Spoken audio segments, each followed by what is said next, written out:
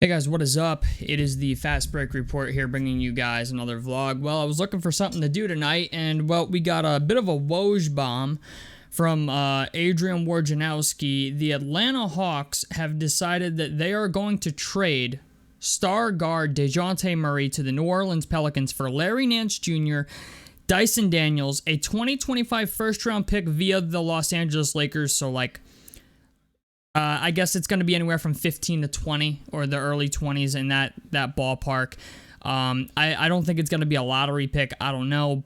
And a 2027 first round pick, least favorable of the Bucks and Pelicans. So they traded Dejounte Murray for 2 first round picks, Larry Nance Jr. and Dyson Daniels. Listen, man,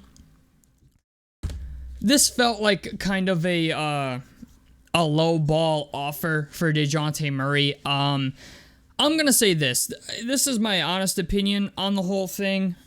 I don't know why the Hawks kept Trae Young and did not decide to keep Dejounte Murray. Dejounte Murray has a really, really good contract. I think he's a better player than Trae Young. Yeah, I get that Trae Young gives you the star factor, the shooting from half court, and all this other shit. But as far as an all-around player goes, I think Dejounte Murray's a better player, and he's on a cheaper contract. Now, granted, Trae Young makes so much money that guys that make upwards of $40 million are very hard to trade. So I understand why they traded Dejounte Murray. This is a team that looks like it's maybe back in the rebuilding phase. But the thing is, what can you actually do? You know what I'm saying? They had the number 1 pick in the draft yesterday. Or 2 days ago, they picked Zachary Richier, if I said that correctly. I don't know how to say his name yet. I'll figure it out. You guys know how bad I am with names.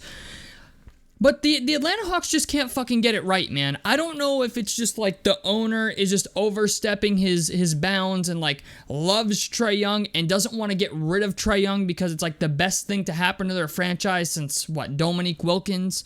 But I look at this, man, and the Pelicans feel like they fleeced. I'm just going to say that. This feels like a fleece for the Pelicans. Now they have Dejounte Murray, CJ McCollum, Brandon Ingram, and Zion Williamson on the roster. Jonas Valanciunas, I believe, is an unrestricted free agent. They still have Herb Jones, right? They still have Trey Murphy III. They really needed a bona fide point guard on their team, and they finally got it. Now, granted, Dyson Daniels is a very talented defender. We still have yet to see what he can really be. He's a mystery piece. Larry Nance Jr. is salary filler. The 2 first-round picks are nice, but let's be honest, they're not great. They're the least favorable of the Bucks and Pelicans. So it's going to be the Bucks, okay? They essentially got 2, mid to late first-round picks, Larry Nance Jr. and Dyson Daniels, for a guy that I think on any other team is triple-double Dejounte Murray is a possibility again. You know what I'm saying? Triple-double Dejounte Murray might be back. But this it irritates me that Atlanta can't ever get anything right, man. It fucking irritates me because they gave up a lot to get Dejounte Murray. I think they gave up 3 or 4 first round picks when they traded the Spurs for him. Yes, they got back 2 first round picks, but now the question is what if you're Trae Young, what the fuck do you do? You know what I'm saying? If you're Trae Young and you're looking at this, you're okay, well, what are you replacing him with, right? So, because, I'm just thinking to myself, Brandon Ingram has to be available, I would assume. They're trying to get rid of him. But the thing is, now they have too many mouths to feed, in a way. You know what I'm saying? Dejounte Murray can go out there and get, 20 points per game if he wants to. But now you have CJ McCollum, right? You've got Brandon Ingram. You've got Zion. We don't know what's going on at the center position. This is a team that is officially in the position of too many mouths to feed now. Unless Dejounte Murray is feeling like taking a step back and is going to be more of a facilitator. But when he was in San Antonio, he was a guy that was capable of going out and getting you a triple-double almost every night. He's a guy that could put up 19, 8, and 8 and do it on relatively efficient shooting. So, I don't know, man. I don't know what this is, but, also, it sucks to say this, but point guards in the NBA aren't super valuable, but I do think they could have gotten more than this. You know what I'm saying? Like, you mean to tell me Chicago wouldn't have given you nothing? Like, you know, they got Zach LaVine over there. You know what I'm saying? Like, you couldn't at least get Trae Young another star in return for Dejounte Murray. You know, it's just, for me, I don't know what the Atlanta Hawks are doing necessarily, because I feel like they're going to do like a half-assed rebuild. Yeah, you have Jalen Johnson, right? You just traded AJ Griffin. Now you've traded Dejounte Murray, but once again, you're in a position where it's Trae Young versus the world, you know, and like Atlanta has a few good players. Onyeka Okongwu is pretty good. What's gonna be the deal with DeAndre Hunter? Like, is he getting traded too? I would assume at this point in time, everybody on the Atlanta Hawks roster who's not named Trae Young is up for grabs. DeAndre Hunter, Bogdanovich, if I've said that correctly. Like, they have a bunch of really bad contracts, and that's the other thing I don't understand about this. It's like, you have a bunch of bad contracts. DeAndre Hunter's contract I don't think is very good. You know, Bogdanovich's contract I don't think is very good. Dejounte Murray was the one good value contract you had, and you traded him for like essentially 2 late first-round picks, an unproven guard, and Larry Nance Jr., who's just a good bench player, you know what I'm saying, or a good role player, a good vet to have. So it's like they didn't even really get anything super promising out of this. You know, I was thinking maybe Minnesota would want to get in on this. You maybe could have tried to finesse Naz Reid away from the Minnesota Timberwolves, or Jaden McDaniels, or somebody, just for a better point guard for their team. Now, granted, point guards are pretty plentiful in the NBA, so trading a point guard at the current point in time is not exactly the business you want to be in, but I just think to myself, man, like, Atlanta has been a disaster for the longest fucking time. Atlanta just, for whatever reason, can't get it right.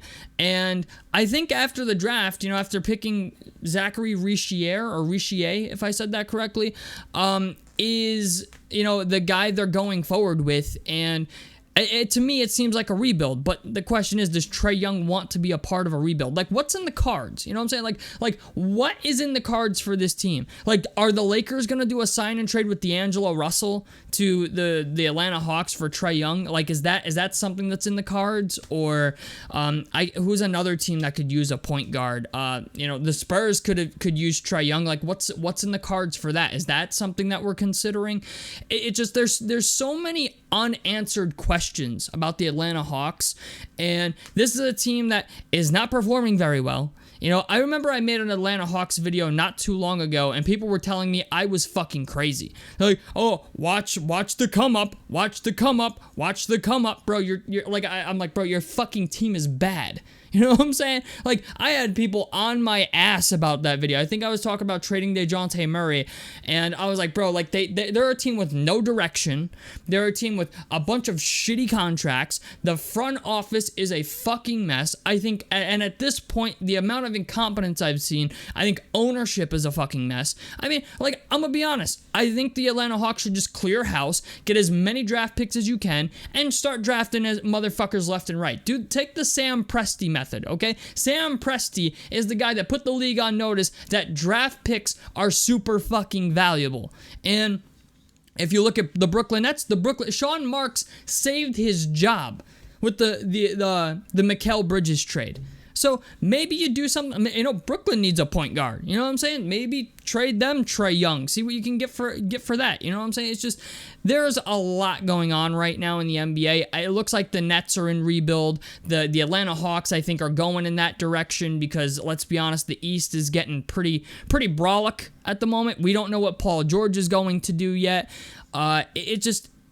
I feel bad for Hawks fans. I'm like, you guys are legitimately like the definition of basketball purgatory at the moment. You know, it's like you had that run to the finals, and then after that, it's just like everything was a flash in the pan. Like, it just, nothing else ever happened. And it sucks because I understand Atlanta's not like a super big market. You know, I understand maybe not a lot of players want to play in Atlanta. But the thing is, like, they're one of the teams that has to overpay to keep guys around. And unfortunately, they just overpaid way too many fucking players. And Now, like even with John Collins, they fucked up the John Collins contract. Like this is a team that pays just way too much money to players that are not worth it. And like I've said, they're a luxury tax team, and they're paying an ass ton of money in luxury tax, and they're not even a playoff team. They went I think it was 36-46 this past season. Don't quote me on it, but let me check here. Atlanta, yeah, they went 36-46. So I was thinking like DeAndre Hunter maybe or Dejounte Murray would be a guy to keep around and try to build around him instead of Trae Young, but Dejounte Murray's 27. How old is Trae Young? Let's take a look. Trae Young's got to still be a pretty young, right? Yeah, Trae Young's 25. So I understand that a little bit more age-wise, but I just think like with how young Trae Young is, I think Dejounte Murray's a better player. I will die on that hill. I really don't care. So yeah, the Hawks. The guy's name is Zachary Richier. Yeah, Zachary Richier. So I don't know, man. I don't know what the Hawks are doing, but all signs seem to point to a rebuild. Now that they've gotten rid of Dejounte Murray, the question is, was there already a trade package centered around Trae Young? Or maybe they just needed to get rid of Dejounte Murray so they could maybe create more flexibility or something like that. I don't know all the specifics just yet, but to me, this seems like a lose-lose for the Atlanta Hawks. Like, this is a bad trade. Like, I'm just going to be honest. I think this is a bad trade. Dyson Daniels is unproven. Larry Nance is Larry Nance. He's not a bad player, but he's not a great player either. And you got essentially two mid to late first-round picks for Dejounte Murray, when I think Dejounte Murray's a guy you could have easily maybe gotten a first-round pick, like a high first-round pick or a lottery pick, plus a decent player for. Like, he's that good of a player. And you know what? I will say this, though, on the other side of the thing, right? Like, congratulations to New Orleans Pelicans fans, because you just got a really damn good player for next to nothing. Dyson Daniels was a great player, but he's not a guy that is like really changing your franchise a whole hell of a lot.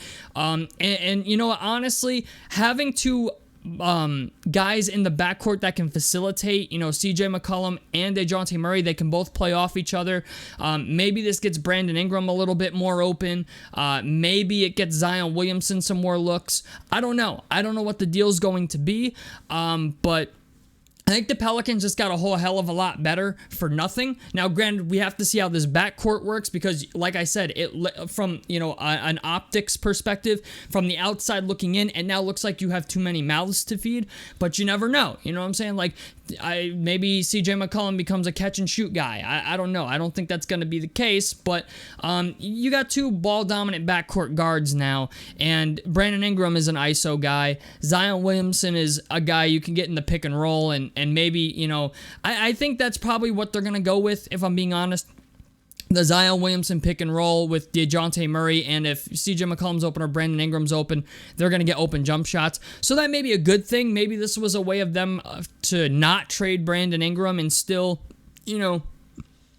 maybe try to open up their offense a little more with some more penetration to the rim, but it's not looking good for Atlanta, bro. It's not. Like, even if the Pelicans don't keep CJ McCollum or Brandon Ingram, Dejounte Murray's a really, really good guard. Like, I'm just gonna, like, he's a guy that 90% of teams in the NBA would love to have.